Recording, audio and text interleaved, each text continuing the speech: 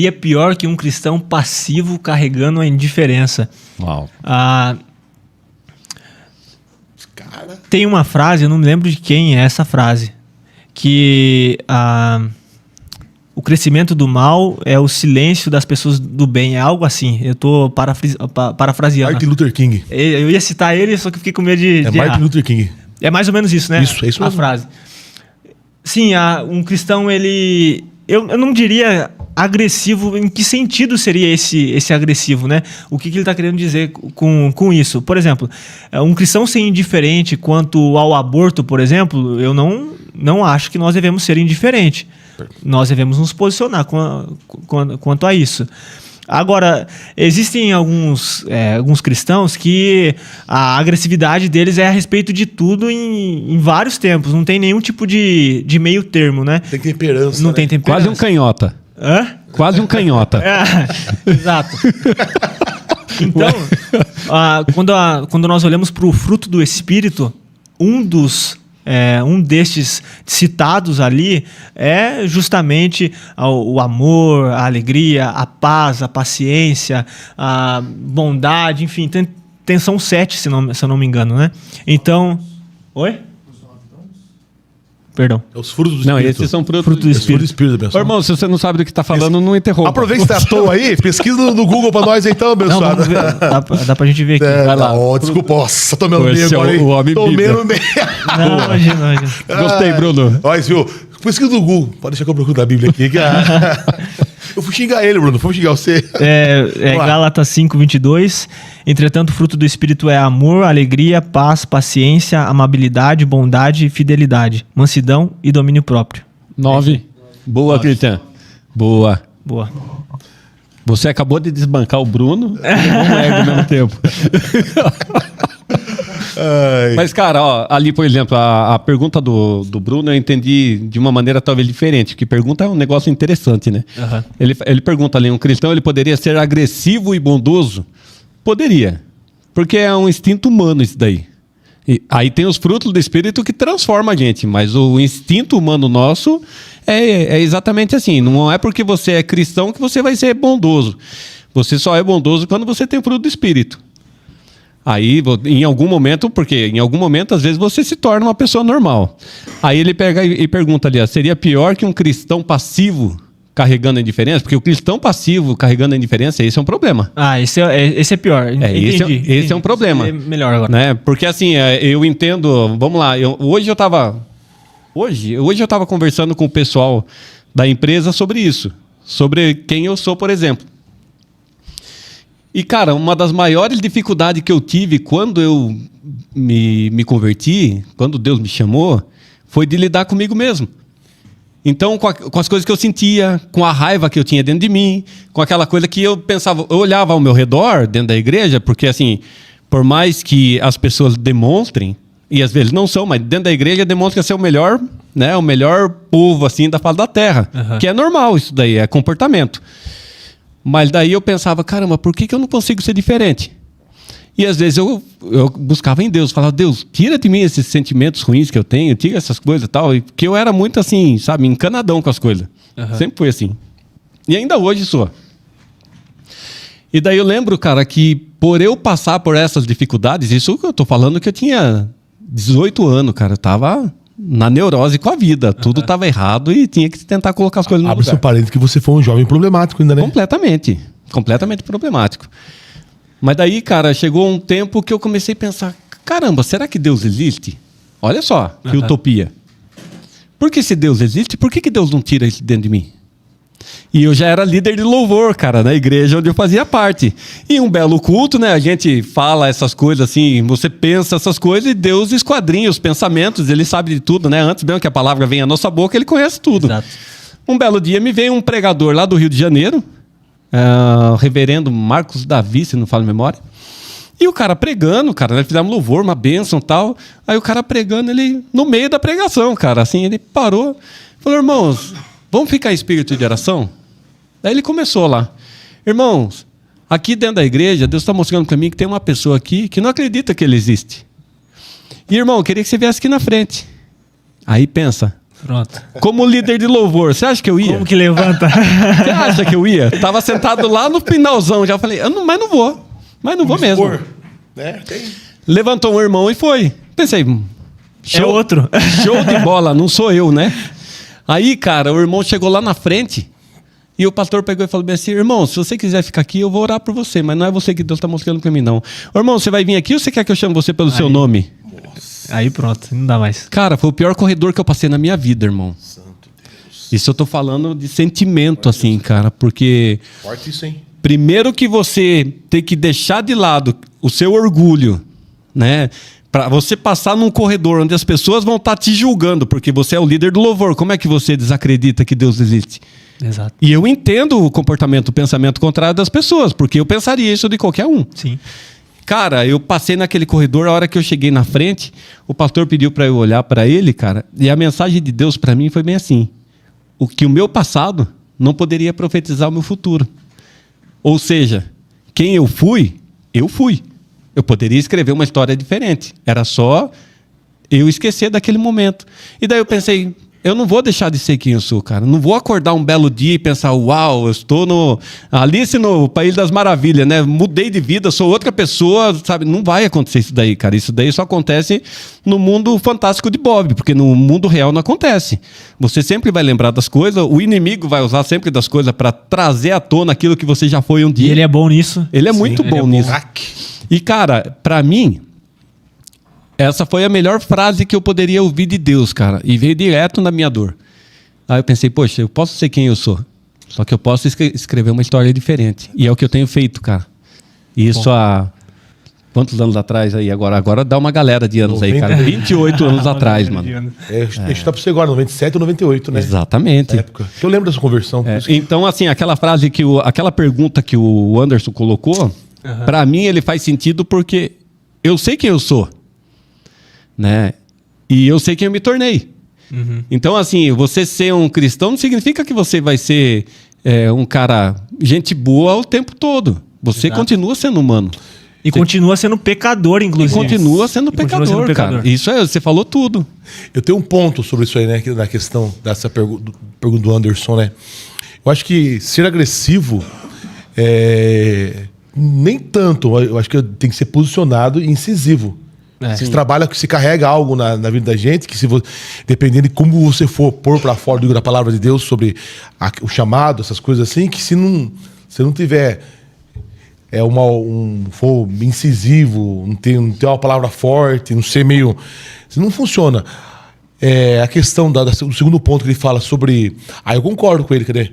Seria pior que um cristão passivo carregando... Esse é um problema da nossa sociedade. É um problema grande. É um problema atual. Inclusive. Exato. Era isso que eu acho que a gente pode ser um Pedro, pode... No sentido de ser. Pedro era bravo mesmo, era ignorante. Né? Foi corrigido por Jesus algumas vezes. Então, e sempre, eu acho que dá pra ser e entender o seu limite. Tipo, você é um cara papo reto. O perfil dele ele fala direto, não tem. Só que ele é ponderado.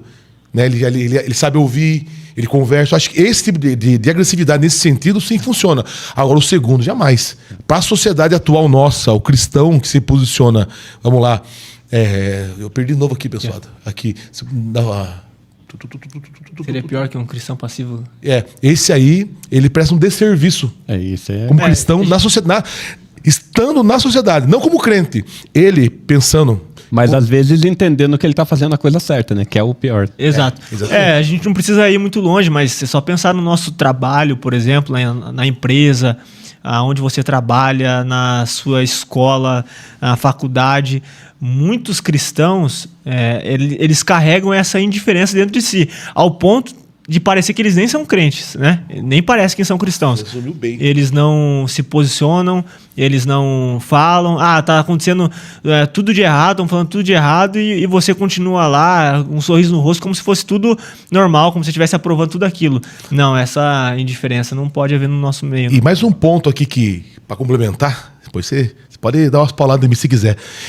Ele traz um prejuízo pro reino, no geral, porque esse cara indiferente aí, passivo indiferente, que normalmente ele fica travestido, né? Da faculdade, ele não manifesta sua fé. Não que eu acho que tem que ficar falando, aceita Jesus, não, mas há várias formas de pregar.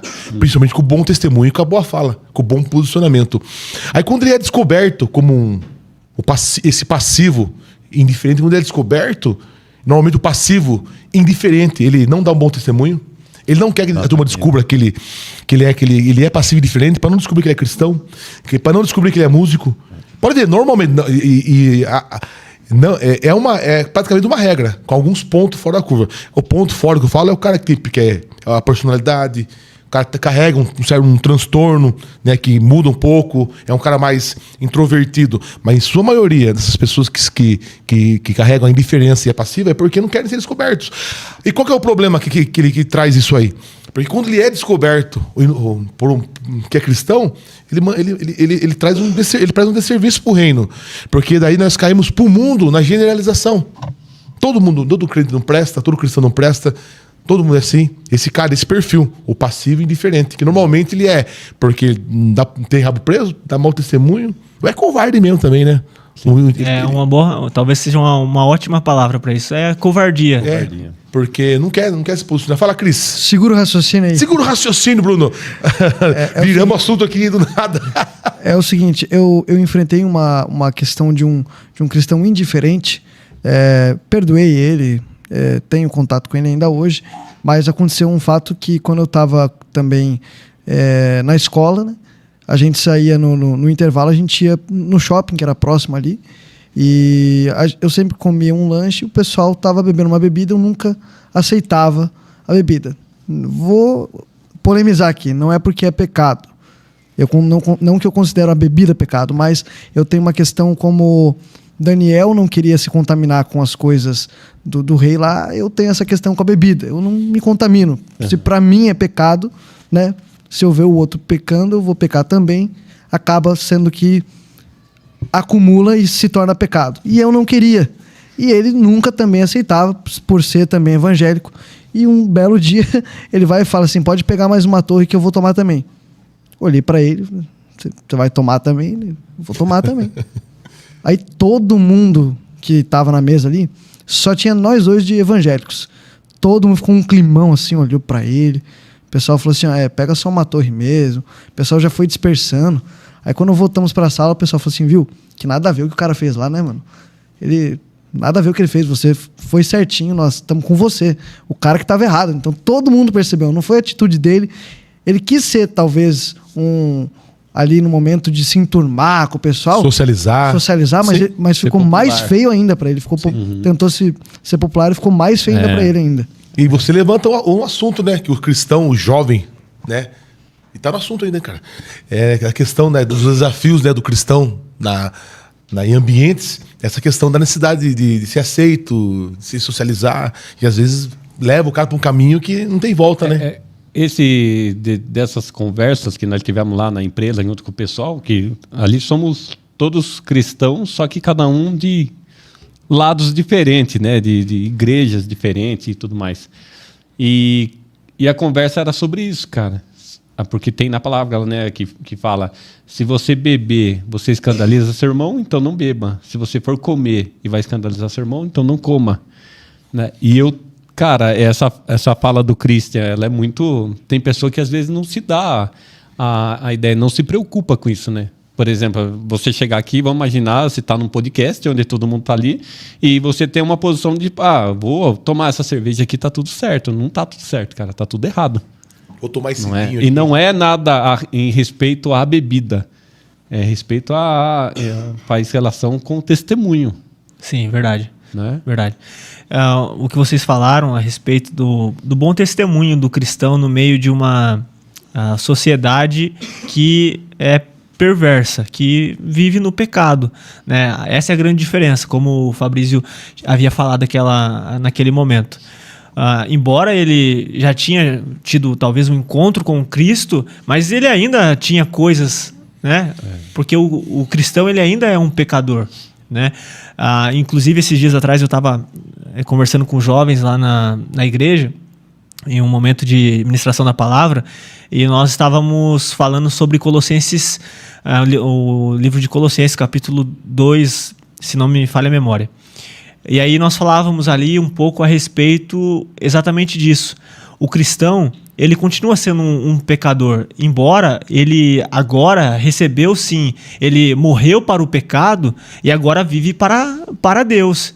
Eu até disse para eles, coloquei como tema da nossa mensagem, mortos para o pecado e vivos para Deus. É o que Paulo fala na carta aos Romanos. Agora, a grande questão é, o cristão ele continua sendo um pecador, mas ele é chamado a se revestir da nova natureza. Ele é chamado a fazer morrer, é o que Paulo diz em Colossenses, façam morrer essas coisas pecaminosas no meio de vocês. E é claro que isso é com o auxílio do Espírito Santo. Trabalha na nossa vida, produzindo em nós o fruto. É ele que faz com que aos tempos a ira excessiva, essa raiva excessiva que a gente sentia antes, possa ir embora. E outros tipos de pecados, né, que nós poderíamos elencar aqui. Mas é trabalhar do Espírito Santo e é claro que tem uma responsabilidade nossa. Agora, como jovem, eu que já estudei em uma escola pública, eu que fiz faculdade por um mês só presencial, né? Mas eu vi o quão difícil é servir a Cristo ou ser um bom exemplo no meio de pessoas que estão fazendo um monte de coisa que nós julgamos errado, que a palavra de Deus julga errado. É difícil você ver vários jovens abandonando um pouco, ou como o Christian falou, se socializando ali ao ponto de ser mais um no meio de vários, então fala do mesmo jeito, come a mesma coisa, bebe a mesma coisa nesse sentido, ouve a mesma coisa, assiste a mesma coisa, e é claro que é difícil pelo local em que se está, mas mesmo sendo difícil, uma vez eu ouvi um pastor falando a respeito disso, falando a respeito do sexo antes do casamento, no namoro em si. Para a sociedade atual, isso é algo bobo. Você vai se guardar para o casamento? Que bobeira é essa? Na sociedade atual, na cabeça das pessoas, no mundo, isso é loucura. Esse pastor dizia que para Deus isso não é loucura. Para Deus isso é algo maravilhoso. Para Deus isso é pureza. Para Deus, isso traz glória, traz louvor. Então, em outras palavras, nós temos esse tipo de pensamento às vezes, né? Mas eu estou nesse contexto aqui, e eles falam desse jeito, eles fazem esse tipo de coisa, e no meio deles eu vou parecer um louco, vou parecer bobo. Mas espera aí. Como Deus olha para essa situação? Como Deus olha para as nossas vidas? O que Deus vê nas nossas renúncias, né? Naquilo que nós deixamos de fazer ou naquilo que nós fazemos? A principal preocupação do cristão é glorificar a Deus em tudo, no falar, no agir, no pensar. No proceder. Exato. Exatamente. Então, eu já me vi em situações que ou eu pareceria bobo no meio dos meus colegas, ou eu agiria conforme a palavra do Senhor nos ensina. E aí, o que fazer? Isso é um dilema para os jovens ainda hoje. O que fazer? Como se posicionar? Eu prefiro me posicionar de acordo com a palavra de Deus, mesmo que para alguns seja bobagem, para alguns não seja viável. Eu estou mais preocupado com a glória do nome do Senhor. Amém, cara.